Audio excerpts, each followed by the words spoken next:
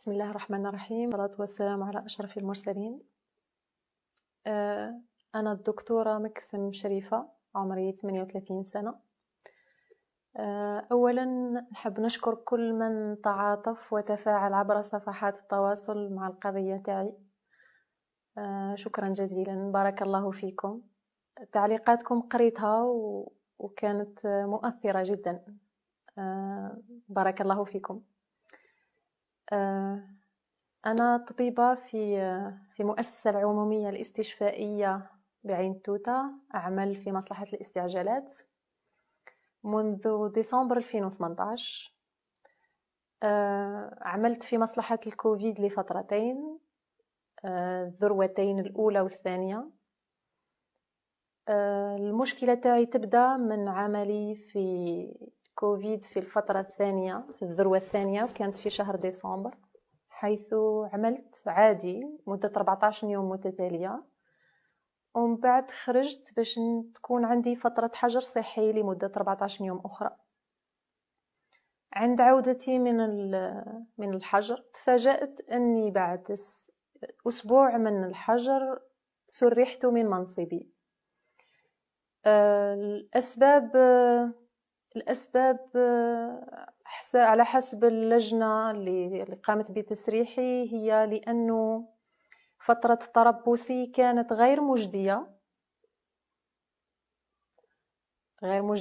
رغم أني كنت نخدم في الاستعجالات مدة 200 ساعة شهريا، منها 8 مناوبات ليلية، مدة المناوبة 16 ساعة. عملت لمدتين في الكوفيد في الذروتين مدة 14 يوم متتالية. مش يعني مجدية. كيفاه نكون مانيش مجدية؟ يعني مدة عامين نخدم هكذا ومانيش مجدية، علامة استفهام. إذا كان في هذه الخدمة هذه مانيش جدية، j'aimerais bien voir وش هي تعريفهم للجدي. إذا كان مانيش جدية، كيفاه مسؤول في الإدارة يجيب لي باباه نداويه؟ كيفاه يجيب لي ولد ونداويه؟ كيفاه يجيني هو يداوي عندي؟ هذا هو المشكل. تسرحت وانا في فترة الحجر الصحي بعد ما خرجت من الكوفيد. اسكو سي نورمال يجازى طبيب اللي خدم بون تال انتنسيتي بهذه الطريقة؟ اسكو سي نورمال؟ ما نهضرش على سيرتي، الناس اللي خدمت معايا وتعرفني هي اللي تقول كيفاه كنت نخدم مع المريض، كيفاه علاقتي مع الزملاء، كيفاه علاقتي مع الأطباء، كيف علاقتي مع المرضى.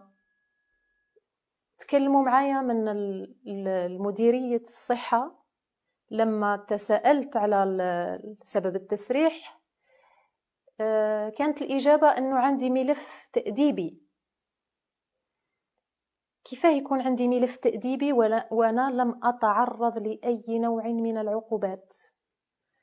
كيفاه يكون عندي ملف تأديبي وأنا ما فتش كونساي دو ديسيبلين، ما سنيت حتى على حاجة، ما عندي حتى عقوبة، ما عندي حتى مشكل. هنا جامغي بيان نفهم واش راهو صاري. بغيت نفهم سبب التسريح. اسكو راني مانيش مجدية ولا خاطر عندي ملف تأديبي؟ واذا كان عندي ملف تأديبي عند الإدارة نحب نطلع عليه. هذا هو المشكل.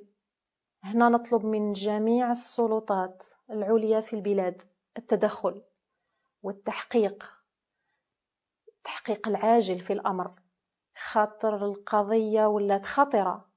ما هيش غير قضيتي أنا، قضية جميع الزملاء تاع الجيش الأبيض. قادر يصرى لهم كيما أنا، يتسرحوا بالطريقة الظالمة هذه. لازم السلطات العليا تتدخل. رانا في الجزائر الجديدة، هذه الممارسات مرفوضة مطلقا. نطلب من السيد الوالي، نطلب من السيد وسيط الجمهورية، من السيد وزير الصحة، أنهم يحميونا كجيش أبيض. رانا في ظروف صعبة جدا، وما هيش غير علينا، على العالم أجمع. بصح أنه طبيب ولا ممرض تصرالو حاجة كيما هك في ظرف كيما هك والله شيء مخزي. جنسيست على فتح تحقيق، جنسيست انه يكون عاجل، خاطر وش راهو صاري سي فريمون انجوست. انا لي الحق في منصبي كطبيب، علاقتي رائعة مع المرضى، مع الزملاء يشهدوا عليا كامل، و نحب فريمون نفهم وش راهو صاري فريمون. نشكركم جميعا على تفاعلكم، على votre sympathie، وشكرا جزيلا وبارك الله فيكم، والسلام عليكم ورحمة الله.